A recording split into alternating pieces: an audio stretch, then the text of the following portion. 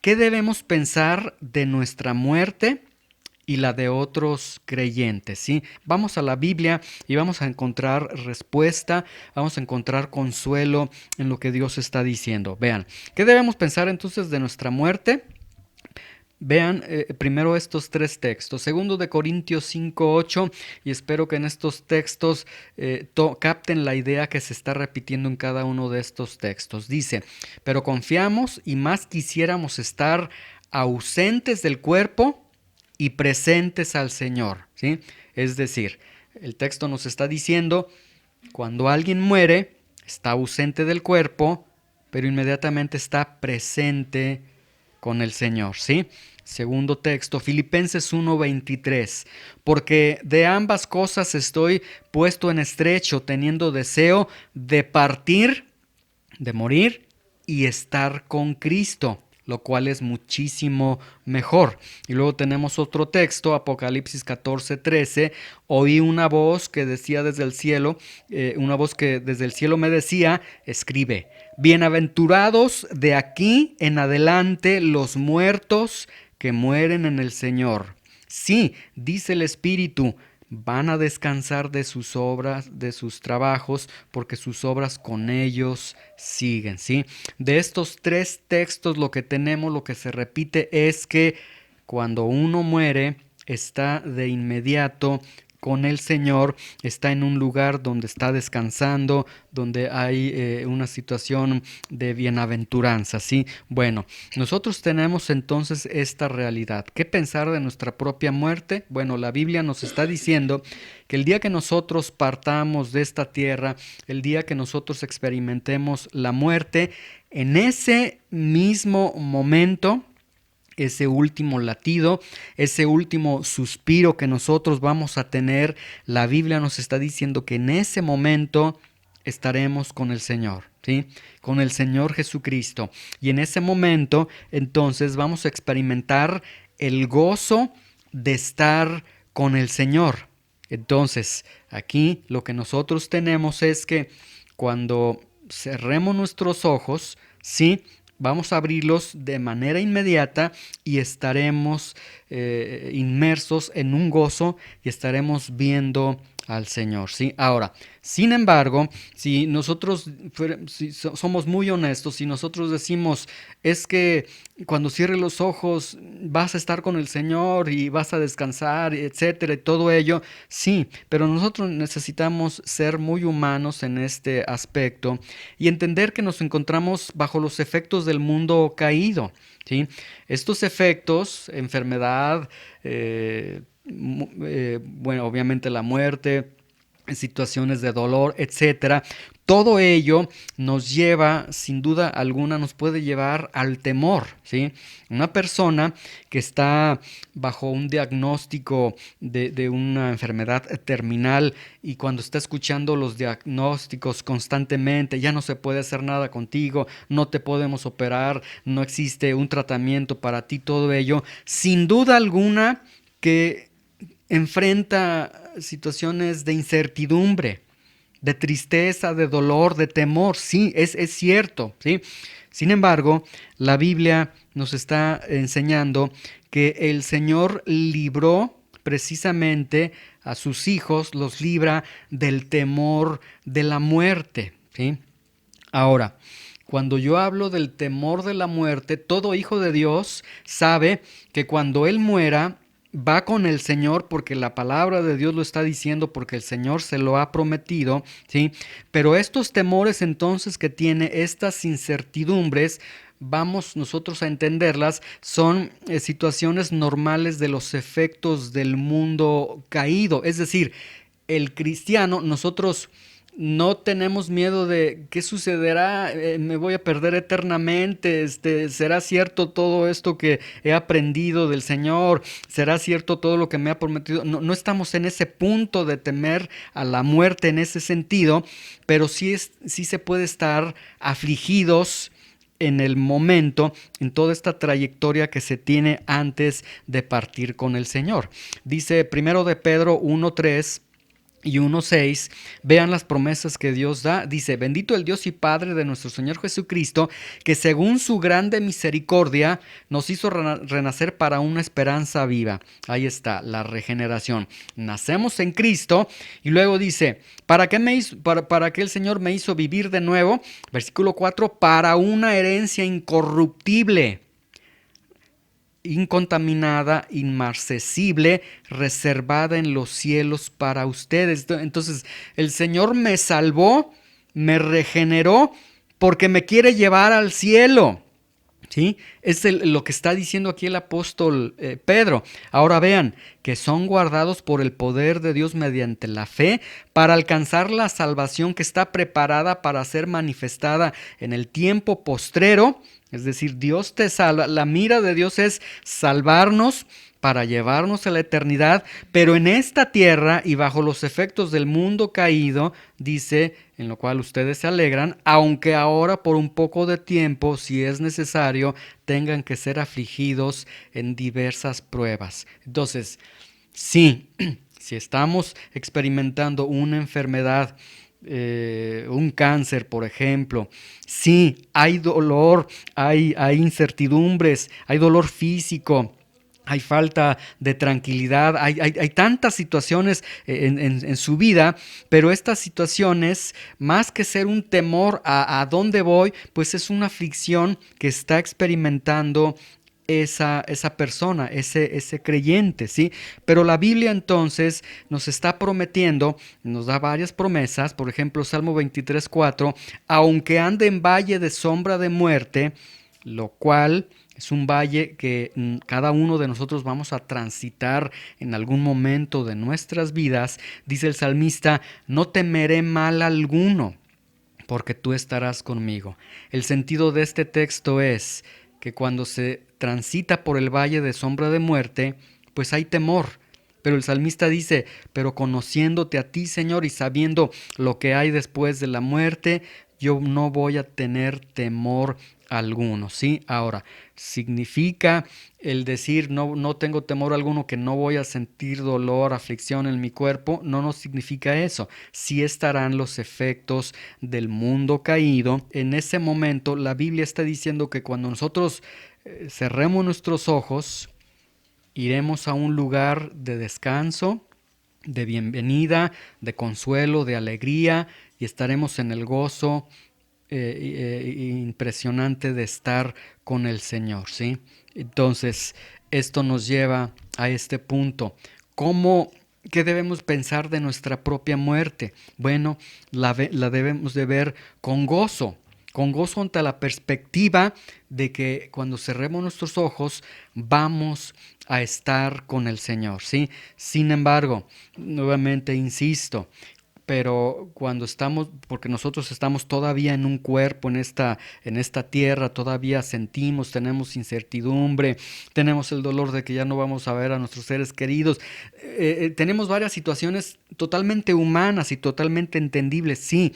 En esos momentos, aunque ande en valle de sombra de muerte, no voy a tener temor porque tú estarás conmigo. Entonces el Señor sostendrá a sus hijos en ese momento, los va a sostener, pero lo que la Biblia nos indica es que tengamos esa perspectiva de gozo, de que vamos a estar con el Señor, de que sí, cuánto dolor, cuánta aflicción tengo ahorita, no veo la recuperación en mi cuerpo, sí, pero tener la certeza de que cuando esto termine, yo voy a estar con el Señor y voy a estar descansando eternamente con el Señor. Y esto entonces nos lleva a un consuelo impresionante, ¿sí?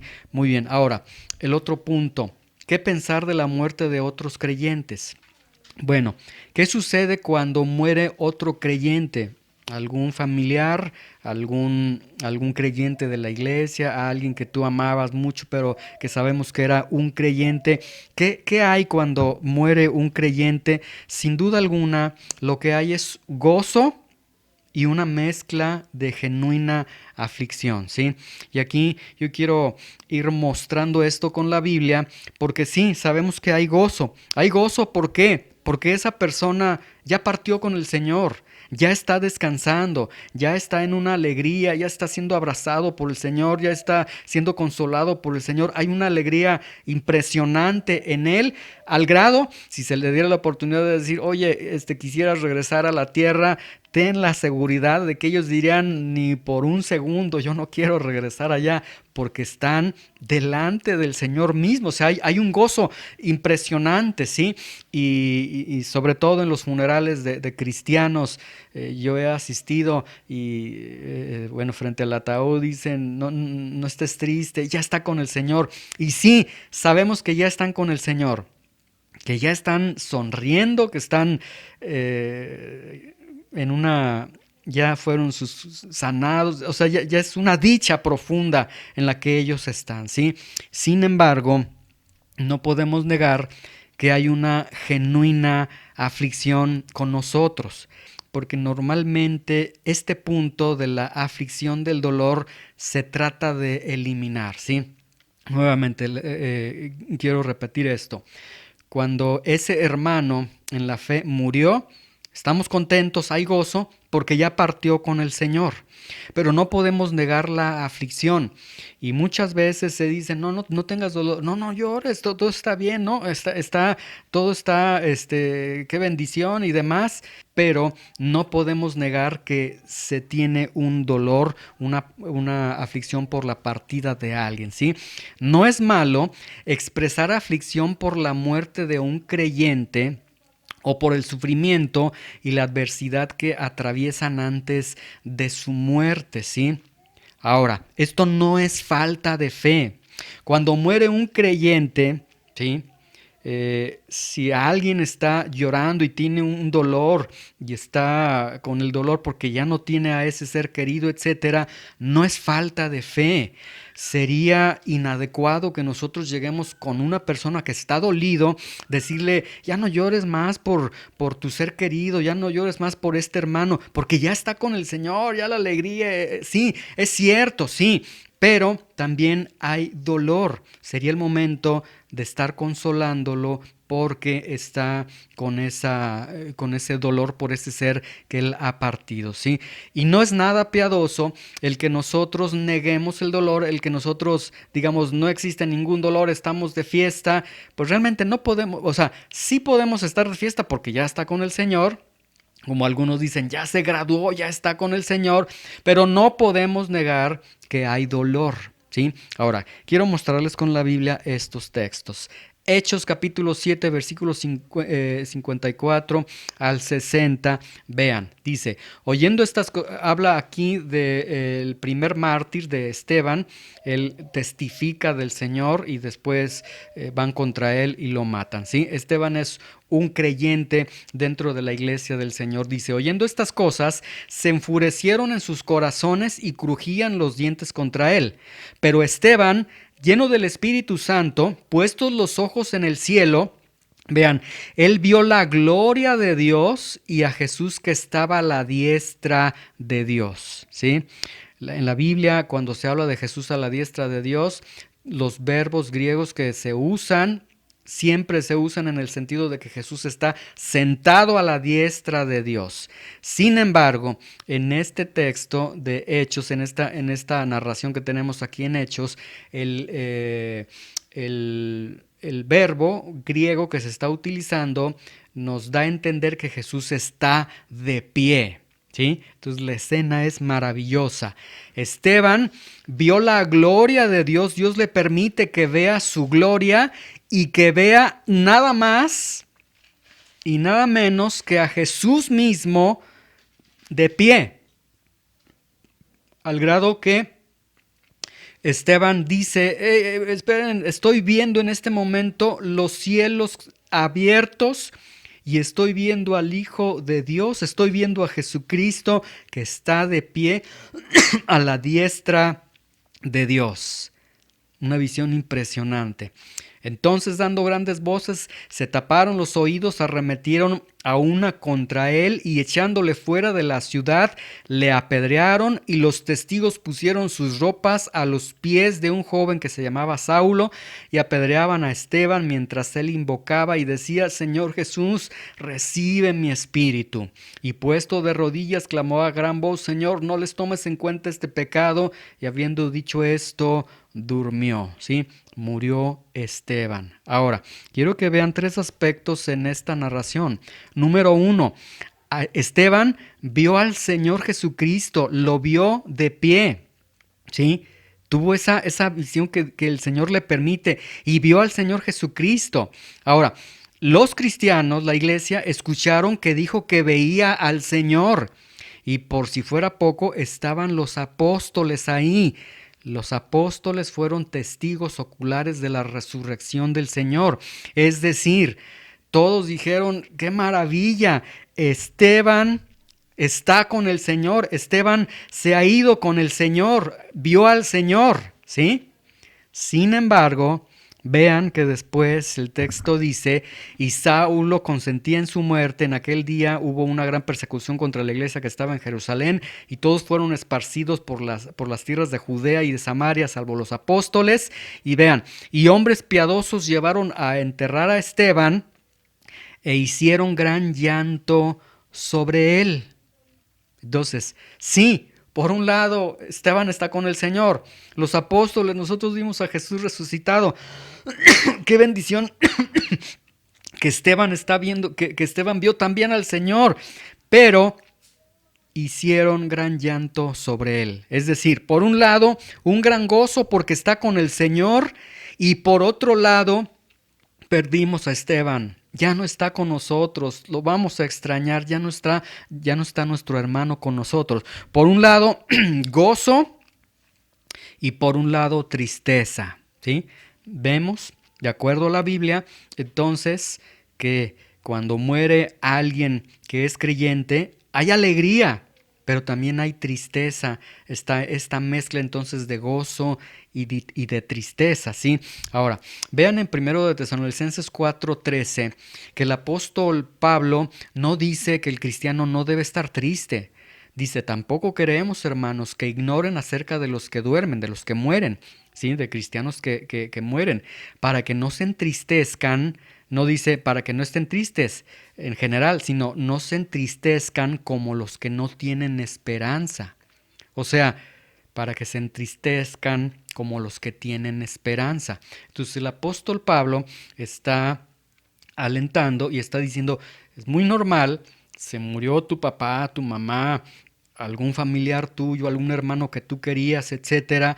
Es normal que tengas gozo, pero también es normal que estés experimentando dolor, tristeza, porque ya no lo tienes, ¿sí? Entonces, estos aspectos son totalmente bíblicos, y muchas veces, como yo les digo, cuando estamos en un ambiente cristiano, tratamos de eliminar el dolor, tratamos de eliminar la tristeza, cuando la Biblia nos está mostrando que no debe de ser así, ¿sí? Ahora, entonces, la muerte de los creyentes. ¿Cómo debemos tomar la muerte de los creyentes? Bueno, con gozo, porque ya están con el Señor. Y tenemos un gozo impresionante porque ese hermano cristiano ya dejó de sufrir y es una gran bendición. Ya no está conectado a esos tubos, a esas situaciones. Ya está descansando. Qué bueno, ¿sí? Agradecidos por sus vidas, por las experiencias que Dios nos permitió vivir con ellos, y pues expresar nuestra adoración al Señor por la gloria que ha permitido en su vida, ¿sí? Muy bien. Y por último, y de manera muy rápida, ¿qué debemos de pensar de la muerte de los que no son creyentes? Y aquí tengamos nosotros mucho cuidado, nosotros como cristianos. Miren, cuando muere uno que no es creyente, no hay gozo y hay tristeza, ¿sí? Obviamente, no puede existir el gozo y lo que va a existir es profunda tristeza. El apóstol Pablo en Romanos 9:1 al 3, nos deja ver, dice, verdad digo en Cristo, no miento y mi conciencia me da testimonio en el Espíritu Santo, que yo tengo gran tristeza y continuo dolor en mi corazón, porque yo desearía ser yo mismo anatema, separado de Cristo por amor de mis hermanos, los que son parientes según la carne. Lo que aquí el apóstol Pablo está diciendo es, tengo gran tristeza, gran dolor por aquellos judíos que mueren pero que no han conocido al Señor. Entonces, cuando un creyente, una persona que no es creyente muere, ¿qué tenemos? Pues no hay gozo y no hay tristeza, ¿sí? ¿Por qué?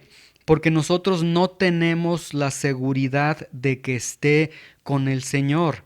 Y al no tener la seguridad de que esté con el Señor, pues esto lo único que nos puede dejar a nosotros es una profunda tristeza, porque hay una alma entonces que ya está en la condenación eterna, no puede haber gozo, y esto independientemente de toda la estética que pudiera tener un funeral, de todos los servicios que se hagan, si no tuvo al Señor en su vida, si no se arrepintió, si no entregó su vida, si el Señor no se manifestó en su vida, etcétera, es lo más terrible que puede suceder, ¿sí? Ahora, nosotros, dos pensamientos. Primero, no tenemos nosotros una certeza absoluta de que la persona que no es creyente se haya mantenido en su negativa, en confiar en Cristo, hasta el último momento de su muerte.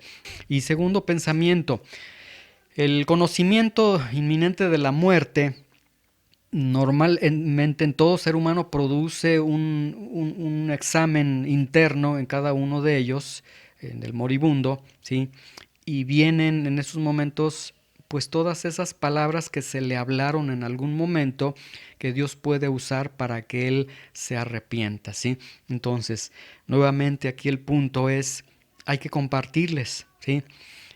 Bueno, la idea sería compartirles cuando están vivos, cuando están sanos, pero en el momento cuando estén en una situación difícil, no es para que nosotros nos unamos y digamos, confía, vas a salir bien, vas a sanar, etcétera. No, hay que confrontarlos con la eternidad de sus almas, con la eternidad en la que están muy próximos a irse y que necesitan arrepentirse de sus pecados y confiar en el Señor, ¿sí? Ahora, ¿qué decir cuando muere un no creyente? Porque yo creo que aquí todos hemos tenido la experiencia de que normalmente muere alguien que sabemos que no era cristiano, que vivía una vida en rebeldía con Dios, etcétera, y nos enteramos que murió fulano de tal y luego los familiares nos dicen, ya está descansando de la enfermedad que tenía, etcétera, ¿sí? Pero yo creo que aquí nosotros sí debemos de ser muy cuidadosos. ¿Qué decir cuando un no creyente muere? ¿Qué decir? Bien, la respuesta, obviamente con la sabiduría de Dios, con empatía también, la respuesta es, en verdad, no dar ninguna indicación de que pensamos que se ha ido al cielo, ¿sí? Porque no es cierto. Si nosotros sabemos, es que mataron a mi ser querido porque le encontraron con la amante y se hizo ahí y los mataron a ambos, etcétera, pero ya está descansando con el Señor. No, nosotros no podemos dar ninguna indicación de algún indicio de que sí, ya está descansando, ya está con el Señor, ¿sí? ¿Por qué? Porque eso sería dar una información errada, sería dar una seguridad falsa y sería restar la urgencia de la necesidad de arrepentimiento de los que todavía viven. Porque si nosotros llegamos a cometer el error de decirles, el Señor yo creo que sí lo salvó, no, ten confianza, Dios está con él, entonces ellos van a decir, pues así como vivió mi ser querido, pues puedo vivir yo y de cualquier forma me voy a salvar. Se resta esa urgencia de te tienes que arrepentir. Entonces, ¿qué debemos decir cuando muere un no creyente? Bueno, ya dijimos, no hay gozo, no hay tristeza. Obviamente, como les digo, ellos van a decir, ya está descansando. Lo más prudente es que nosotros guardemos silencio, no asintamos de que ya está descansando porque sabemos que no está descansando, ¿sí? Sin embargo, bueno, en esos momentos, número uno, podemos usarlos para la reflexión de nuestras vidas y de nuestra muerte. Ya con el que falleció ya no se puede hacer nada. Ya la Biblia ya describe ya un destino eterno para esa persona, ni el novenario, no hay nada, está ya destinado a ese, a ese camino que ya tiene después de la eternidad, pero con los que le sobreviven podemos llegar a una reflexión de nuestras propias vidas y nuestra propia muerte. Ah, mira, así como está tu ser querido, un día vamos a estar cada uno de nosotros, estás preparado, estás listo, etcétera, ¿sí? Y ahí en esos momentos Dios puede abrir puertas para poder compartir, ¿sí? Y de esta forma nosotros no estamos diciendo nada del que ya partió, no estamos ni diciendo se salvó o no se salvó, sencillamente estamos usando los recursos, las palabras para aquellos que están vivos y para aquellos que pueden todavía resolver su situación de pecado con el Señor, ¿sí? Muy bien. Ahora, en la siguiente clase vamos a contestar la pregunta: ¿qué sucede cuando el creyente muere? ¿Y qué pasa cuando el creyente cierra sus ojos? ¿Qué sucede en ese momento? Y vamos a dar una respuesta a esta pregunta.